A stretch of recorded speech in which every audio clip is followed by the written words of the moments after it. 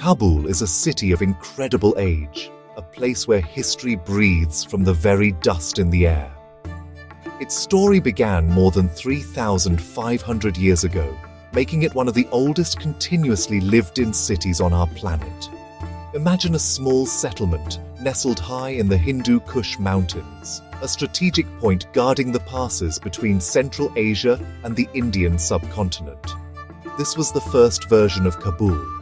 Its name even appears in the ancient Rig Veda, a sacred text composed around 1500 BCE. There, it is called Kuba, a radiant and beautiful place, a testament to its early importance and the impression it left on ancient peoples who passed through its gates. This early city was much more than just a remote mountain outpost. It was a vital link in a chain of trade and travel that stretched across the ancient world. Caravans carrying precious goods and new ideas would have rested here, their camels and horses filling the air with the sounds and smells of distant lands. The people of ancient Kabul were likely a mix of different tribes and cultures, all drawn to the security of its high walls and the opportunities it offered. They would have watched empires rise and fall, their own lives shaped by the great currents of history that flowed through their mountain home, making their city a true crossroads. The geography of Kabul is the key to understanding its long and complex history. It sits in a high, arid bowl surrounded by towering, snow-capped mountains. These mountains provided a natural fortress, protecting the city from invaders while also making it a desirable prize for those who wished to control the region. The Kabul River flows through the city, a ribbon of life that has sustained its inhabitants for millennia. This river provided water for drinking and for irrigating the fertile lands around the city, allowing for the growth of lush gardens and productive farms that became famous throughout Asia for their beauty and bounty. From its very beginnings, Kabul was destined to be a meeting point of civilizations. It was a place where merchants from the east met traders from the west, where soldiers from powerful empires marched, and where philosophers and holy men shared their wisdom. The city's early residents would have spoken many languages and followed different faiths, creating a rich and diverse cultural tapestry. This legacy of being a melting pot, a place of constant exchange and interaction, has remained a core part of Kabul's identity through all the centuries of its dramatic and often turbulent existence, a true heart of the Asian continent. As centuries passed, Kabul found itself at the center of vast and powerful empires. The great Achaemenid Persian Empire was one of the first to recognize its strategic value. Around 500 BCE, they made Kabul a part of their enormous domain, which stretched from Greece to India. The Persians built roads and established administrative centers, further cementing Kabul's role as a key hub for trade and governance in the region. The city became a place where Persian culture and influence took root, blending with the local traditions to create a unique and vibrant society. This period marked the beginning of Kabul's long history of being ruled by foreign powers. Then came the Greeks. In the 4th century BCE, the armies of Alexander the Great swept across Persia and into the lands of modern-day Afghanistan. While Alexander himself may not have spent much time in Kabul, his conquest brought Greek culture, art, and ideas to the region. After his death, the city fell under the rule of the Mauryan Empire from India. It was during this time, under the great Emperor Ashoka, that Buddhism began to flourish. Monasteries and stupas were built in and around Kabul, and the city became a major center for Buddhist learning and pilgrimage, attracting monks and scholars from all over Asia. The next great power to rule Kabul was the Kushan Empire, which rose in the 1st century CE. This was a golden age for the city. The Kushans controlled a vast territory that straddled the Silk Road, the legendary network of trade routes that connected China with the Roman Empire. Kabul, located right in the middle of these routes, became incredibly wealthy and cosmopolitan. It was a bustling metropolis where goods like silk, spices, and precious metals were traded. The famous and beautiful Gandhara style of art, which blended Greek and Buddhist influences, blossomed here, leaving behind exquisite statues and carvings that are still admired today. This period of prosperity and cultural exchange lasted for several centuries. Kabul was a city where different faiths, including Buddhism, Zoroastrianism, and local beliefs, coexisted peacefully. The city's bazaars would have been filled with people from all corners of the known world, their diverse languages and clothing a testament to the city's role as a global crossroads. The legacy of these ancient empires is still visible in the archaeological treasures that have been unearthed in and around Kabul, offering us a glimpse into a time when the city was a beacon of civilization and a vital link between East and West. The arrival of Islamic armies in the 7th century marked another profound transformation for Kabul.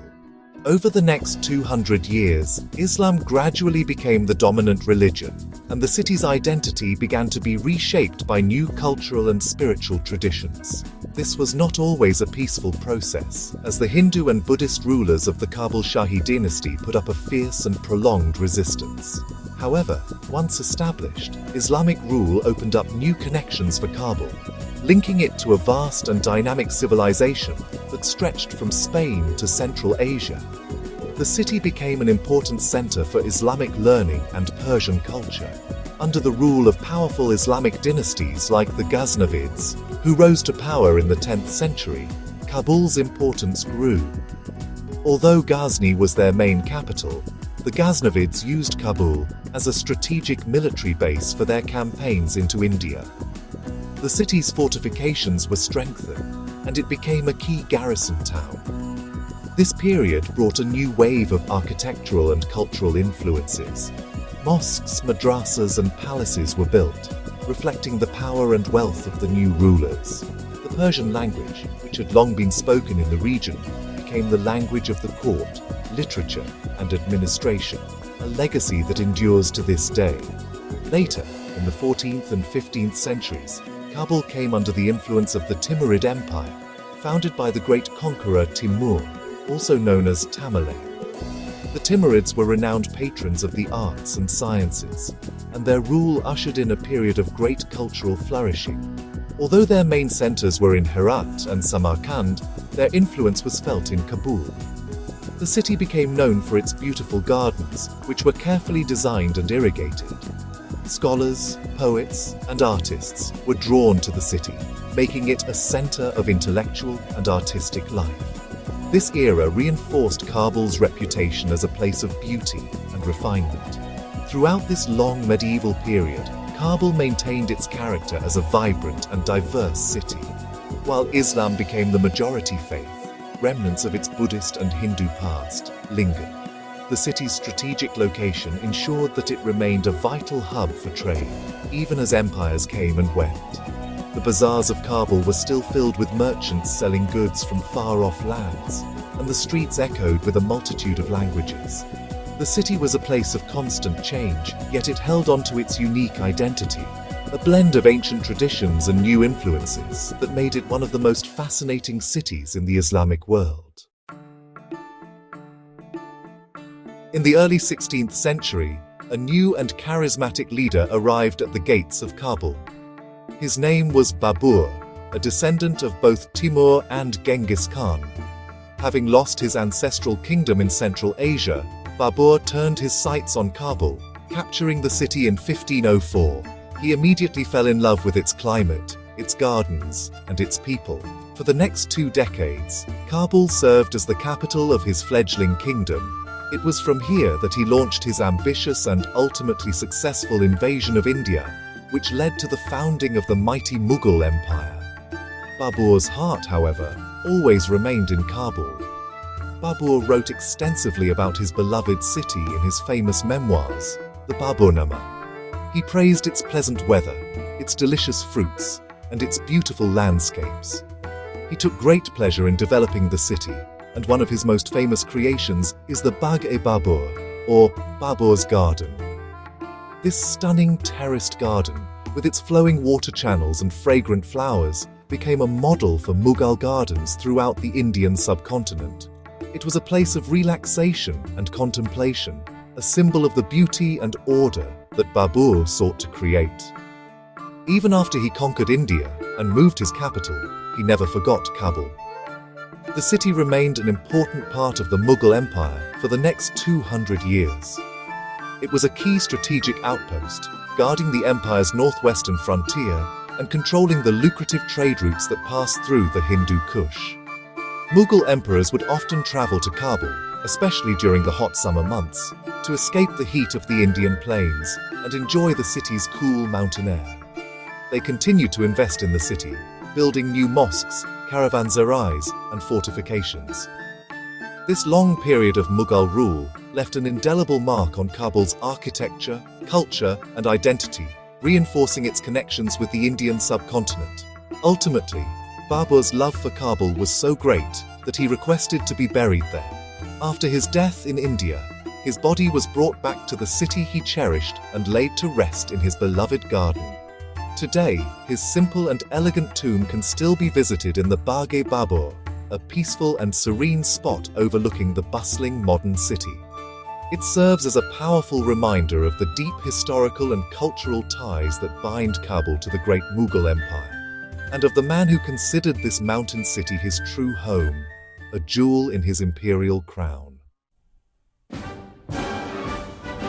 In the mid-18th century, as the great Mughal and Persian empires weakened, a new power began to rise in the region. This was the Durrani Empire, founded by a charismatic Afghan leader named Ahmad Shah Durrani. In 1747, he united the various Afghan tribes and established an independent Afghan state. While he initially made his capital in Kandahar, his successor, Timur Shah Durrani, decided to move the capital to Kabul in 1776. This was a hugely significant decision. It transformed Kabul from a provincial city into the political and administrative heart of a new and powerful kingdom, modern Afghanistan. The choice of Kabul as the capital made a great deal of sense. Its location was more central than Kandahar, making it easier to govern the vast and diverse territories of the Durrani Empire. It also had a more pleasant climate and a long history as a center of commerce and culture. Once it became the capital, the city began to grow and change. The royal court moved to Kabul, bringing with it a large retinue of officials, soldiers, nobles, and artisans. New palaces, government buildings, and grand houses were constructed, and the city's population swelled. Kabul was now the undisputed center of Afghan power and prestige. However, this new status also brought new challenges. As the capital of an independent kingdom, situated between the expanding British and Russian empires, Kabul became a focal point of the Great Game, the intense rivalry between these two colonial powers for control of Central Asia. In the 19th century, this rivalry led to two devastating Anglo-Afghan wars. British armies invaded Afghanistan and occupied Kabul on two separate occasions, in 1839 and again in 1879. These occupations were met with fierce resistance from the Afghan people, and both ended with the British being forced to withdraw, but not before causing immense suffering and destruction. Despite the devastation of the wars, Kabul endured. The Bala Hisar, the city's ancient fortress and royal residence, was partially destroyed by the British, but later rebuilt. The experience of the Anglo-Afghan wars forged a strong sense of national identity and a deep-seated desire for independence among the Afghan people, with Kabul at the very center of this national story. The city became a symbol of Afghan resistance and resilience. By the end of the 19th century, Kabul had firmly established its role as the capital of a proud and independent nation, a kingdom that had successfully defended its sovereignty against one of the most powerful empires in the world. The 20th century began with a period of hope and modernization for Kabul. Rulers like King Amanullah Khan, who came to power in 1919, were inspired by the changes happening in the rest of the world and sought to modernize Afghanistan. In Kabul, they built new roads, schools, and hospitals. A new, European-style city, known as Darul Aman, was planned on the outskirts of Kabul, complete with a grand palace and parliament building. Women were encouraged to go to school, and the city became a vibrant cultural hub. For several decades, Kabul was a peaceful and cosmopolitan city, often called the Paris of Central Asia. This era of peace and progress came to a tragic end in the late 1970s. Following a communist coup in 1978, the Soviet Union invaded Afghanistan in 1979 to support the struggling government. Kabul was transformed overnight from a peaceful capital into the headquarters of a foreign occupation. The city became the center of a brutal, decade-long war between the Soviet army and the Afghan resistance fighters, known as the Mujahideen. While the city itself was spared the worst of the fighting during the Soviet occupation, it lived under the shadow of war, and its people suffered from repression and fear. After the Soviet army withdrew in 1989, the people of Kabul hoped for peace. Instead, the city was plunged into its darkest chapter. The different Mujahideen factions, who had once been allies against the Soviets, turned their guns on each other in a catastrophic civil war for control of the capital. From 1992 to 1996, Kabul was systematically destroyed. Entire neighborhoods were flattened by rocket and artillery fire, and hundreds of thousands of people were killed or forced to flee. The city that had been a center of culture and learning was reduced to rubble. This was a period of unimaginable suffering for the people of Kabul. The civil war ended when a new group, the Taliban, captured Kabul in 1996. They imposed a strict and harsh form of Islamic law, banning music, movies, and education for girls. The city fell silent. The vibrant cultural life that had once defined Kabul was extinguished. This period of isolation and hardship lasted for 5 years, until the events of September 11, 2001, brought the world's attention back to Afghanistan. The subsequent US-led intervention toppled the Taliban regime, opening a new and uncertain chapter in the long and tumultuous history of Kabul. Following the fall of the Taliban in late 2001, a new era of hope dawned in Kabul. The city became the center of a massive international effort to rebuild Afghanistan. Billions of dollars in aid poured in, and the city began to heal its wounds.